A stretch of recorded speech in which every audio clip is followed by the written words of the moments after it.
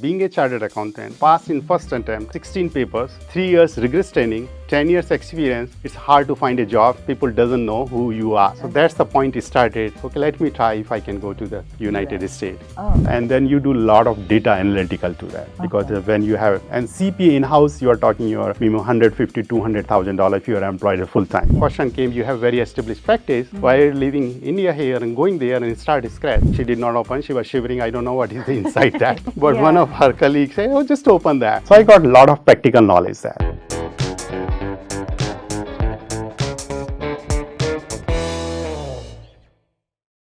Hello everyone and welcome to Coffee with CA with me, your host Sheena Barwani. Today on this episode we have CA Sanjay Gupta, a chartered accountant with over 30 years of experience. He's been building his practice based out of Florida and helping businesses thrive over there. So let's get started as we deep dive into his journey of how he's been consulting businesses over there and on domestic and international taxation. So grab your cup of coffee as we deep dive into his journey. Hello, sir, and welcome over here to the show. We're really happy. You've flown all the way from Florida to Chennai. How does it feel to be over here? Of course, it's very exciting and a very, very smooth and easy kind of a journey coming from Florida to Chennai, and especially this kind of weather. I like a Chennai weather. This is the perfect weather, especially India too. Generally, I prefer to come in December. Yeah. Thank you. So, my first question would be, what has your journey been like? You've gone from being a chartered accountant in India to being a well-established chartered accountant and a CPA over there in the US. What got you started into accounting? The accounting, very, very, very interesting question. You know, it started with my science because my family wants to be either doctor or engineer. Somehow in the middle of the high school, in the 10th grade, I decided to change the subject from science to commerce. And my brother was concerned, you know, why changing middle of the year? But, you know, this just have become passion and all that. And I wanted to more like an accounting. So I changed that and opted for the accounting side. And then, of course, I did my education from India, Alwar, Rajasthan, back in 82. And I graduated in 85. Then I opted for a chartered accounting course, though it's a very rigorous course. But I wanted to be a chartered accountant, so I took that. And fortunately, it's a very rigorous course, and I was able to clear all 4 parts at the same time, one attempt and all that. So in 88, I qualified as a chartered accountant. That's nice. So you wanted to become a chartered accountant. What was your inspiration behind becoming a chartered accountant? Just to help to the business community, and chartered accounting is like a very wide based and everywhere, no matter which industry, what kind of an organization, is it semi-government organization, private organization, public organization, everywhere you need an accountant. Definitely. And they come as an advisors too, not just an accounting point of view. So I want to help to the business community, so that's the reason I opted that. So upon graduating over here in India, what was your first stint like? So did you get into the business aspect or did you get into practice? What was it? So again, you know, like when I opted that chartered accounts, since, you know, childhood, little bit like off the track, aggressive, just want to try something new. So I'm from Jaipur, Rajasthan. My brother is chartered accountant too. I did qualify in 88. So even he has a good practice, but I opted, let me go in Delhi, which is metro. I didn't know anyone in Delhi. Just, you know, took the bus, went to Delhi. 1 or 2 friends introduced, you can try to go there in office. If you find any job, that's good. But finally, I found one job. And I'm from Rajasthan, so we don't have much exposure. We are academic sound, but not like a public speaking, English and all that. Finally, I find a good firm in Delhi. So the question was, you don't have much exposure. I said, let me try. So in a year or so, means this is a big firm, like a 200 chartered accountant was there, but the only change what I did that, instead of just like a 10 to 5, I started my work in like a 9 to 8. 9 to 8. My other colleagues say, Sanjay, you know, we'll be in a problem because I said, I'm not coming here just for a job. This is my starting to learning. So there I used to do like a big, you know, like a GCT and big organization, Punjab National Bank and all that. Those kind of a organization did the audit. So I learned a lot. And my mentor, you know, from the same CA firm, they taught me a lot. And there really I learned. So then I got more exposure on that. So about 10 years I was in Delhi from 1988 through 1998. And again, you know, aggressive approach started. And I'm technically, I like education, profession is good, technical knowledge is good, but really I'm not like infrastructure where I can use some bribe and get your work done without using your knowledge. So that's the point it started. Okay, let me try if I can go to the United States. So question came, you have very established practice. Why are you leaving India here and going there and start scratch? So a couple of, since I have a good networking, senior chartered accountant, don't worry, you want to try, you want to turn. There is nothing wrong in life to try something different, whatever you like. There's no harm in like trying, unless you try, you will never know. That's very correct. So two chartered accountants, senior fellow, they promised me, even you don't like, come back here, you can start again your practice or you have a job. Multiple job is available for you. So I just took the challenge, went to United States. And there just joined a job. So you over there in the US, did you land in Florida itself in the beginning itself, or did you move eventually to Florida? So I'm again explorer type of a person. So the first visit finally I relocated in 99, but first journey I took in US in 97. So there I traveled to New York, Chicago, Florida, California. I traveled 5 different states. This was back in March. So a couple of states were cold. But Florida I found, it's a beautiful place. There is no cold and all that. And then we have some family friends. So it's pretty much weather matched to the India. So I said, I think so Florida is the right place. So then I opted for Florida. That's how I decided to Florida. So what was your first outlook, say, when you went from being a Jaipur person to then a Delhi Munda and then to the US? What was your culture? Did you have any cultural shock over there in terms of work culture? Because, we in India, we tend to hustle a lot. As you said, you were working also 9 to 8. So what was the work culture over there as soon as you landed? So work culture was not so, being an accounting profession, that's the beauty part, like you initially touched that, why do you like that? So it's pretty much accounting profession is same worldwide. Fundamental are same, just, like tax rate change. But debit and credit in accounting everywhere, wherever you go around the world is same. So some terminology change. And terminology you can learn very fast. And especially being a chartered accountant in India, where the pass rate is only 2%, and you are relocating in America, where the pass rate is 37%. So you can see how much you already have a technical solid knowledge. So work culture was not a shock. The shocking was the education. So I did my education, very respectful to the teachers and the professor and all that. First time I took some master classes. So joined the club when you to university and people were eating, they have a lag on the desk. So that was a little bit shocking to me. It's like I felt like a disrespect. But that was a culture. It's culture in the sense like a more comfortable. So you are not like stressed when the teacher and is a relationship. It's not like you have a big gap between two. So like a more informal kind of. So it was that change. But as far as the education side or the accounting side, there was not much because the day one I learned that it's just a terminology. So you landed in the US. What was the first thing that you do? Did you continue studying over there? Because I know you've also done your CPA. And or did you start working and then eventually got into CPA? So what was it? So that when you're talking, I did not mention that about the work culture shock. The only shock was that being a chartered accountant, passed in first attempt, 16 papers, 3 years rigorous training, 10 years experience, it's hard to find a job. People doesn't know who you are. You have some option. So one challenge was the overqualified because you cannot start just because you cannot go like a high level. You have to start again data entry. A chartered accountant doesn't do the data entry here, and there I was looking data entry.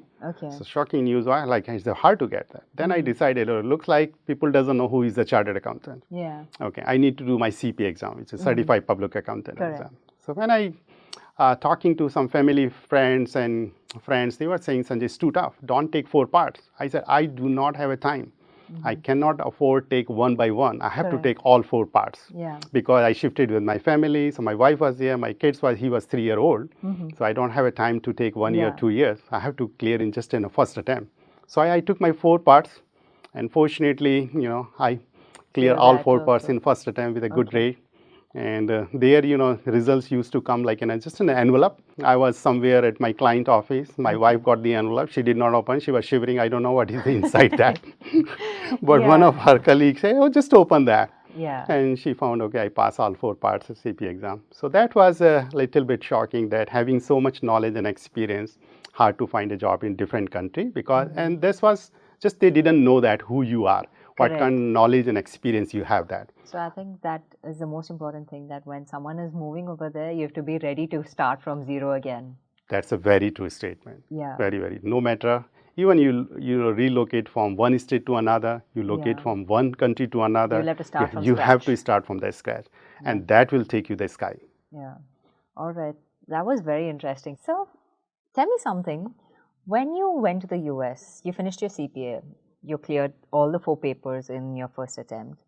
And then did you get into practice, or how did you start your firm out? So, of course, when you relocated, you have to start, you have to have some kind of earning. So, I Correct. joined the job. So, Okay. the another advantage in the US that you can do multiple things at the same time. It means you are taking care of the family, you have your job, and you are studying, which Okay. is like a CPA exam. Yeah. So, and generally you need a dedicated time. Oh, I'm taking this exam, but you cannot afford that. Correct. So, kind of the infrastructure is there that you can do parallel thing. So, I was taking CPA exam. I had a job that, but always since I was practicing at my own in Delhi, my vision was that I should do at my own. Same thing over Same thing over there. And again, I said the fundamentals are strong. There's not means you always life is a learning, all the way, no matter which stage you are that. But easily you can learn it. So my vision was that. Then I joined a CPA firm.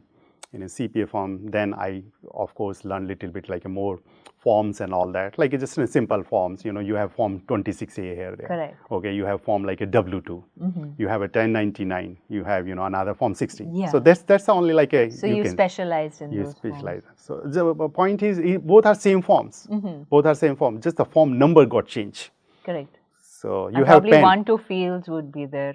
Correct. Would be Yes, extra or something so like it's that. very easy. Like you have permanent account number. Yeah. Okay. So you don't need to learn what is the federal tax ID number. It's the same concept. Same thing. Same concept.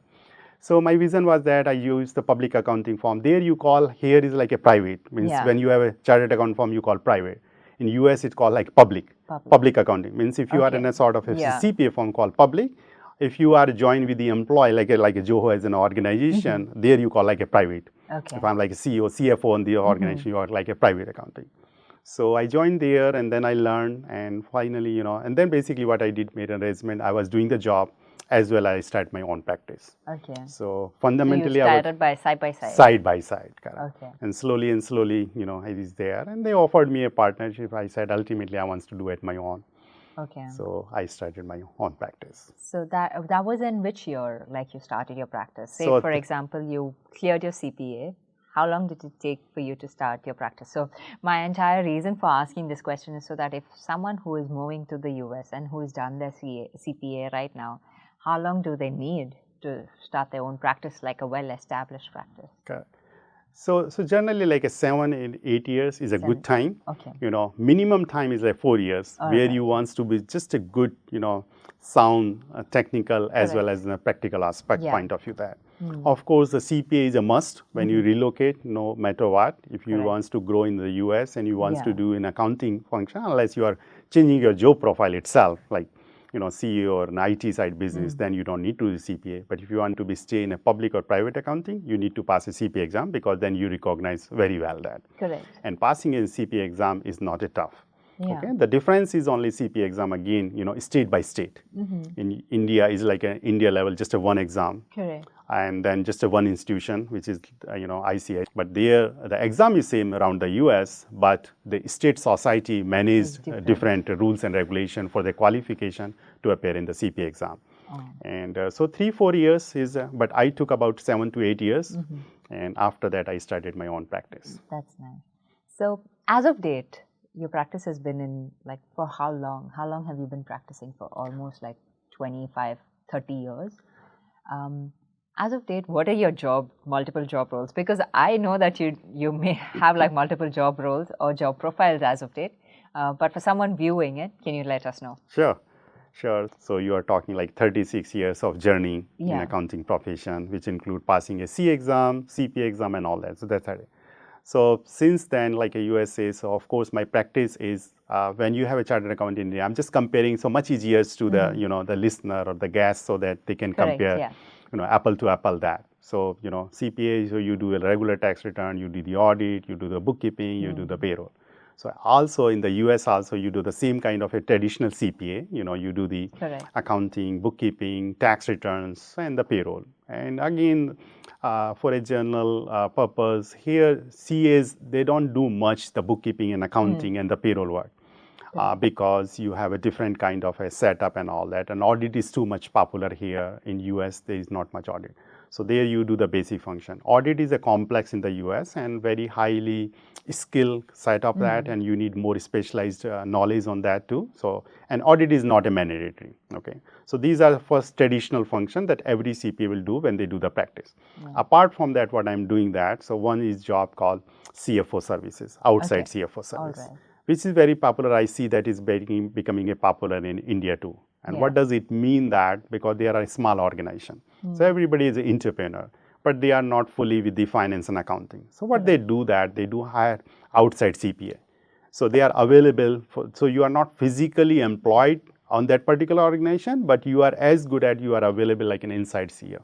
Why you are called outside CFO? Because you are not employed by them. You are independent, certified public accountant there. What is your role that whatever the CFO, complete regular accounting and bookkeeping, you are an advisor, you become an advisor. Day to day, any kind of issue comes to them, whether any kind of a decision making in the finance related, where they are getting financing, they are expanding their business, they have a merger, purchase, new business they are looking, they are expecting, they are going in international sites. So all these CFO kind of, and cost reduction techniques. So they become an advisor on a day-to-day basis for that. So that's the one function. I like that. And this is, for a remuneration point, compensation point of view is good too. Very specialized as well. And then you do a lot of data analytical to that. Because when you have, and CPA in-house, you are talking your minimum $150,000 to $200,000 if you are employed full time. So it's good for the organization because they don't have to pay that much. Okay. So with a low cost, fraction of cost, you get, sometimes they call like a fraction, like a cent CFO. Okay. So that's that. So now for us it's good too that you are not dedicated just a one company, that you can provide multiple client that. Okay. So that's a one CFO service. Second, when I was doing, because in USA you have to take a CPA exam. To pass a CPA exam, you have to have a certain qualification. And so funny thing is here, when I did my chartered accountancy, I'm qualified, like there you call 150 semester credit hours to take a CPA exam.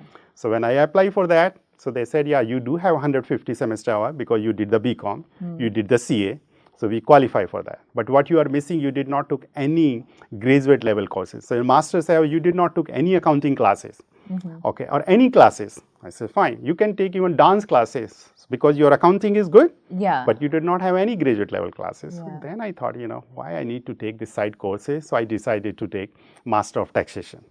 Okay, so that will qualify. Master, because they asked me, I need to take 30 credit hours. To do the master's, 36 credit hours. So pretty much. So there what I did mainly is international taxation. Okay, so I learned a lot. Unfortunately, the professor was as a practical IRS officer, so he does the appeal section. So I got a lot of practical knowledge there. So I got exposed on international taxation. So, and it was quite interesting that I did in 2004, 2005, my master's. And in 2009, the significant rule changed in the US. Basically, when Obama was the president, that a lot of people in the US, they were keeping their accounts foreign country. So generally, it's required to disclose this foreign bank account plus some reporting of that income. So it's incidentally, since I had an exposure to international taxation, and this rule became changed. So 2009, I got involved heavily in that, heavily. And round the world, people has bank account. So there, like when you are asking what additional, so that I become like an international tax kind of an expert there. And what does it mean, the international taxation? One is, so you have a US person. So US person, anything doing outside the US, so you get an exposure of the US side. What does it mean? You have a company in India. You are a US citizen or green card holder. So you have to disclose certain information, the US tax return. So that's called outbound. Inbound means somebody has in India and they wants to do any business in the US, so it's called inbound to the US. So then again, there are some disclosure requirements, some additional form. So there are about 10 to 20 forms are additional. General CPA doesn't know about that. Okay, so you specialized in I specialized. So your masters helped you over there? Master helped me a lot there. So that's my another kind of an expertise, I should say, international taxation. And I can say that only 5 to 10% people in America, they do the international tax practice. Okay. You go to the regular CPA form and I get so many referrals just because of that, because when you see the tax return, you talk, okay, as soon as you see some different name, so your first question, do you have a bank account in foreign country? I do. Did you report it? I don't know. Did CPA ask that? I don't know. So those kind of just give an alert. It means he never reported those foreign bank accounts. Correct. Yeah. So before we took this assignment, so that helped me a lot basically because it's a premium. As far as your practice side concern, remuneration point of view is a premium because you spend so much time to learn it, and then secondly, you're helping to the client that they are in a compliance. Correct. And again, the client is not like I don't want to any overrule that. It's just an ignorance. And ignorance, of course, you cannot expect the business enterprise, they should, know all the these rules, things. Yeah. Why they are hiring a professional CPA or CA is that, they should take care of whatever the compliance is needed that. Correct. So I got very respect on that. Hey, you are asking the right questions there. So then I help a lot of other CPAs too, who's ever not going to international practices that. And you won't believe these forms. And I do a lot of international tax presentation. I did in a global pack on behalf of ICI there. So it was very, very attractive, kind of a presentation there because the penalty of these forms between $10,000 to $25,000 each form. So you're helping businesses save a lot of money over there. A lot of money, so that even you won't believe they were not my client. I'm just doing an interview here, but I cannot disclose. But I can say people paid the penalty for $500,000 to $1 million penalty. Even they blessed me that you save from the criminal offense. So you see, you got paid, you got a respect. Client is happy that somebody alerted me that I have to do some compliance work well on time. That's nice. They are so happy on that, and and they were not my client. So fortunately, your master's degree paved way to your specialization in international taxation. So that's a great thing. So after you finished your master's, you started your own firm practice too. You become a specialist in international taxation, along with being already, because you're a CPA, so domestic taxes already get covered.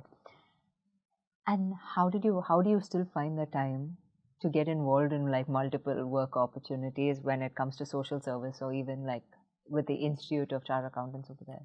So give me insights into that. Yeah.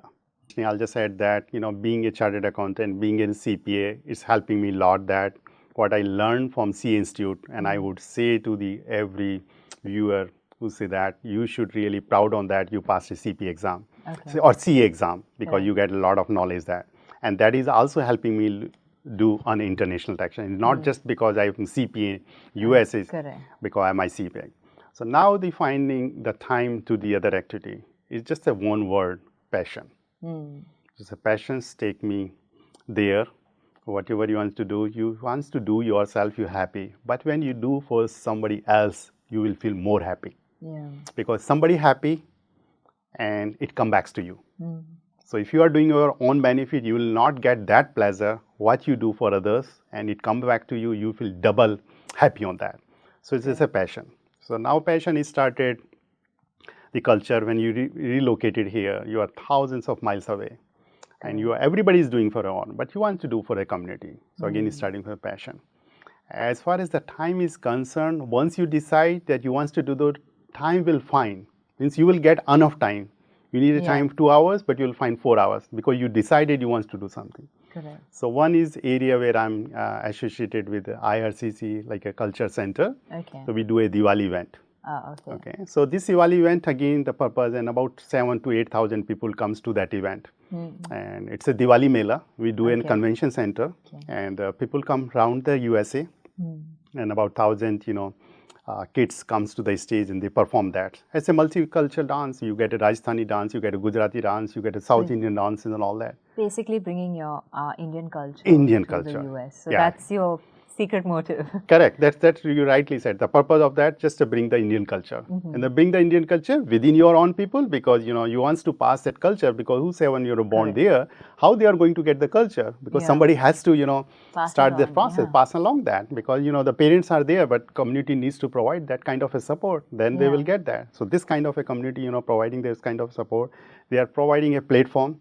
So now you won't believe that this kind of we are doing that. When I go to the community, everybody is practicing. So that's again the passion, and you want to do that, and they get the bonding too. And top of that, local people wants to know about your culture. Correct. So first you are doing for your own community, they wants to learn your culture too. They wants to, and local people come and dance too, Indian homes, and they do amazing dance. They wants to enjoy your clothing, they wants to enjoy your food. So that's the one part of that. So really I enjoy that. So that's the one organization. Same thing, I have Indian physicians of, Indian physician of South Florida. There are about 300 physicians there. Somebody lead that organization. I'm not a physician. I go sometime their professional meeting and all that. Only, the medical company, they are telling about some disease and, telling about the medicine. I'm just sitting, here for half an hour. But just see, what they are doing that. Of course, technically is, go above my head, but I'm managing their, but just I enjoy that. I'm the CEO of that organization. It's a non-profit organization. So that's that. And then I thought about accounting organization as soon as I heard that India, ICI, wants to footprint around the globe. And about 3 years back, 4 years back, like a COVID time, I should say in 2019, 2020, early 20, I heard that they are expanding. So then I said, let me do some. Open up different chapters. Open up different chapters. So one of my friends said, Sanjay, you need a 20 member. I said, I cannot find 20 members right away. 20 members means chartered accountant. Yeah, correct. They are actually needs to be. But they started like a new representative office. For representative office, you need only 5 members. Okay, I can manage 5. Because I knew that 5 members, so I spread these words. Okay, I need a 5. Immediately, 5 friends, came. I opened the representative office in the COVID time. We did a remote, kind of inaugural. ICI president, another, professional members joined that inauguration. And then I made a vision because I was getting a lot of Sanjay. You need to convert to chapter because you are heavily, in a community. I said, yes, I'll find the 20 members. So slowly took the progress and finally we find the 20. And then I made, we do a formal inauguration because the protocol, the president or the vice president needs to do this formal inauguration. So we planned for that and finally last minute some change happened. They could not come. But still I said, I say, President, you need to come and inaugurate. So recently, if you are visiting San Francisco, we had a formal inauguration in November. So ICI Florida chapter is there. So now we are inviting. So after 20, surprise thing, we thought like a 20. Now I got like a 50 member because the word is spreading that. So I did a formal get together and everybody was so delighted that somehow somebody is there to connecting. So it's just like when you're talking about the time, the passion when people talk about this and you feel so happy. Somebody took the lead and they just got. And not only that, where I see like 4 new chartered accountants. They relocated from India. So it helps them out over there. So they were looking for a job. So here I have a person who is looking for the job. Here I have a person who is looking for the employee. So just right there, 3 or 4 people got a job. I felt so happy that, what we can expect that within your, organization itself, people are finding the job, people are finding the employee. So that will give like a too satisfied. And people are there like one chartered account, he's he's over 50 years, means he got like a recognition from the ICI Delhi and he came home. I said, I could not dream that we have a chapter in USA. So that gives us. So the purpose of that is just, again, I'm telling, they are saying, Sanjay, what is the purpose of that chapter? Simply just a knowledge sharing. You need to pass the knowledge because we got like, I'm got 35 years experience. We need to pass that knowledge to the younger child because we cannot work for the whole life. After that, we'll slow down ourselves. So, but whatever we gain the knowledge, we need to pass our fellow members so they can use our knowledge and then they continue their profession. So, it's like a networking and knowledge sharing. So, basically, your essence of community does not just, stay within the lines of cultural communities, but also the physician community and also the accounting community and bodies over there. That's nice. It's very interesting, sir. And also seeing how you've been giving back to the community while running your organization over there, while helping businesses with both domestic and international taxation. So, while I'm going to the next segment, before that I had one last question. What do you see, how do you see accounting softwares being useful to people and organizations? So, can you give me just on that, your thoughts on that? Okay. So, there are a lot of accounting softwares are there and a lot of data entry work is there. But now the way we are looking for the accounting software, a lot of data processing there. But people need accounting software not just for a compliance purpose. It Correct. should be for a critical analysis and management decision. And how it can happen that, so we need to give some kind of a tool to the business community or business entrepreneur. So they use this data for to increase their business, to expand their business. So accounting software, I believe, is going to be very helpful. And the way I see that, I read about the internet and all that. Zoho is like one of the software. We are bringing so many things together in one platform, so you don't have to go 20 different vendor. Everything is just in one place. Of course, initially for a small organization, it will not be possible to use all 20, but at least they know that once I'm expanding that, I can use the second segment, I can use the third and fourth like in that. So accounting software is a critical part. I should say that you should not count it just as a compliance purpose. Of course, you need to do the accounting. You need a financial statement. You need to file the tax return. That's part. That's the accounting software because manually, you are doing manually now is automatic. But now a critical thinking process, analytical process, kind of a dashboard kind of a feature, which should come from the accounting software. So that would be very effectively to use for the business. And do you see like a major difference given like how businesses used to run in the US before an accounting software and after accounting software? Do you find a major difference for the better? Yeah. So yeah, I see there's a big difference. So I can share quickly about that. When I was a chartered accountant in India, there was like a manual processing in this like a Baikata system. You enter all the information like a debit credit format, do the manual calculation, prepare a trial balance. From the trial balance, you prepare the balance sheet, financial statement. That's the one way of doing that. Of course, everything was accurate. You need to get the same result. Then after this, I'm talking about 88, and then later part when I was in India, one of my clients, he wants like a fast processing. Means he needed like a more projections and all that. So this like a sugar plant, and they were doing manual accounting. I said I can do that, but we need to develop a software. So very interesting story that was in a called Bhupal Sagar. This is a small village. Everything is manual. And no, computer. They never saw the computer at all. I hired another company, software company, and everybody's scared because their job is on stake because he's doing the software. We don't know. Simply, I said there were like 10, 15 accounting person.